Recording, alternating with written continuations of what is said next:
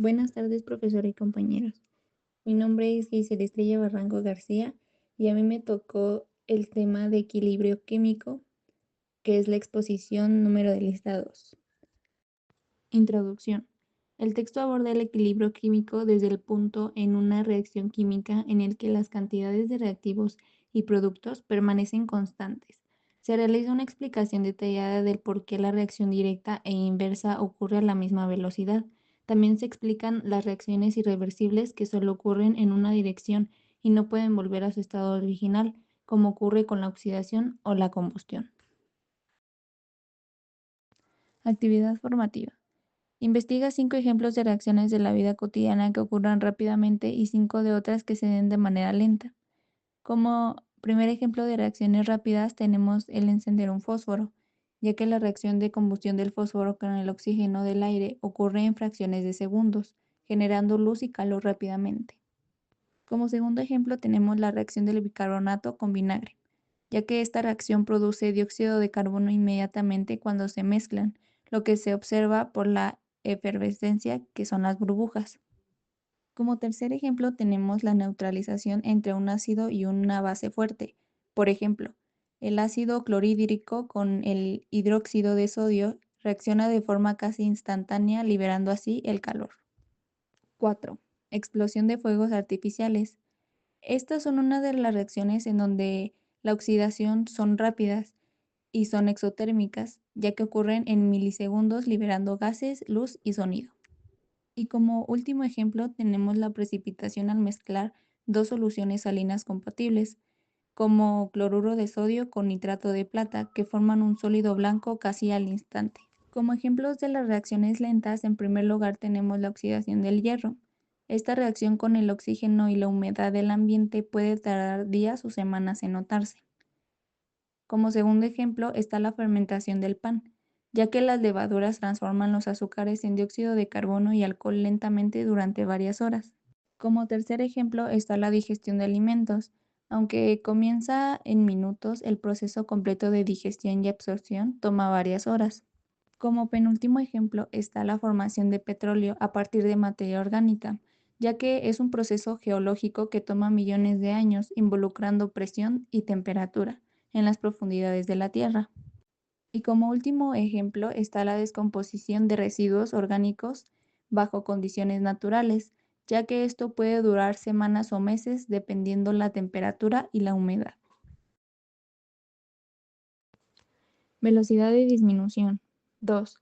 Escribe en tu cuaderno la ecuación de la velocidad de disminución de reactivos y formación de productos de la siguiente reacción.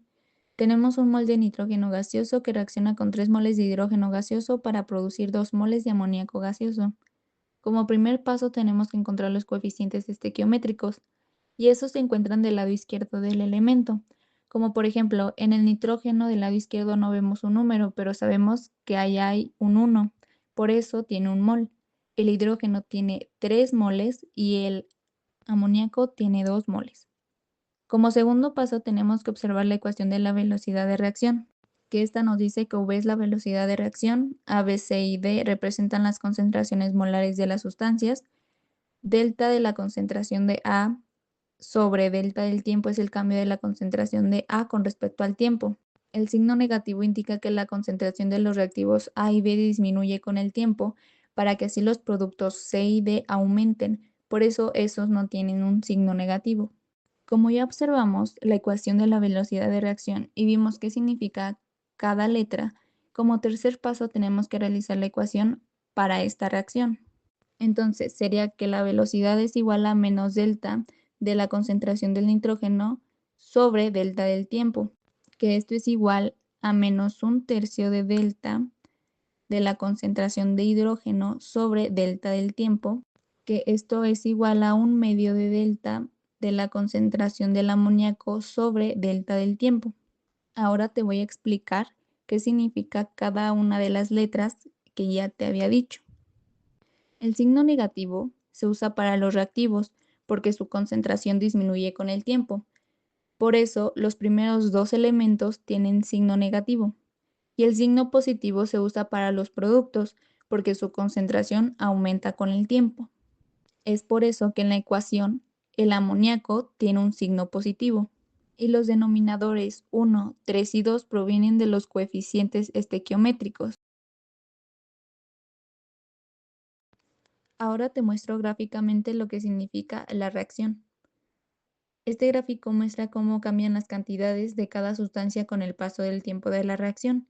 En el eje vertical, esta es la cantidad de sustancia en moles y en horizontal está el tiempo.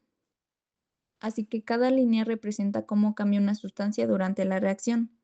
La línea amarilla, que sería el hidrógeno, empieza alta y va bajando rápido.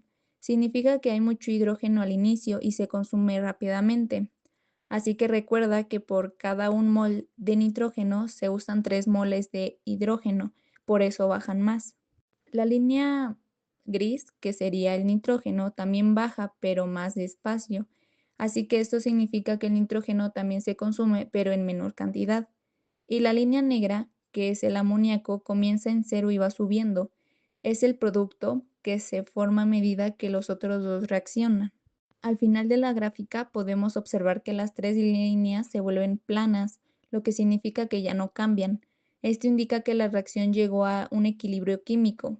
Y en este punto podemos decir que ya no hay más formación neta de productos ni consumo de reactivos. Lo que se forma y lo que se descompone ocurre a la misma velocidad. Para la velocidad de formación, su ecuación que utilizamos es la velocidad de reacción es igual a 1 sobre el coeficiente estequiométrico multiplicado por el cambio en la concentración del producto y dividido entre el cambio en el tiempo, que esto desglosado sería V es la velocidad de la reacción. La V, que está abajo del 1, es el coeficiente estequiométrico del producto. Delta y el producto es el cambio en la concentración del producto y delta del tiempo es el intervalo de tiempo en el que ocurre ese cambio. Entonces nosotros diríamos que delta de la concentración del amoníaco es el cambio en la concentración de amoníaco en moles. Delta del tiempo es el cambio en el tiempo y el 2 en el denominador sería el coeficiente estequiométrico del amoníaco. Te preguntarás por qué se divide entre 2. Porque se forman 2 moles de amoníaco por cada 1 mol de nitrógeno, que reacciona entonces a la velocidad y se ajusta dividiendo por ese coeficiente. Entonces la ecuación final se vería como la velocidad de reacción, que es igual a 1 medio del cambio en la concentración de amoníaco dividido entre el cambio en el tiempo, donde V es la velocidad de la reacción. 1 medio se refiere al coeficiente estequiométrico del amoníaco en la reacción. Delta del amoníaco es el cambio en la concentración del amoníaco y delta del tiempo es el intervalo de tiempo. Conclusión. Este trabajo la verdad se me hizo un poco confuso, ya que tenía algunas dudas sobre su realización. Al final tuve que investigar acerca del tema en páginas de YouTube y eso me facilitó más la elaboración de este trabajo. En lo que cabe me gustó mucho tener que investigar más acerca del tema para así aprender cosas más nuevas. Al final se me hizo un trabajo padre de realizar al ver que sí pude concluirlo de manera grata.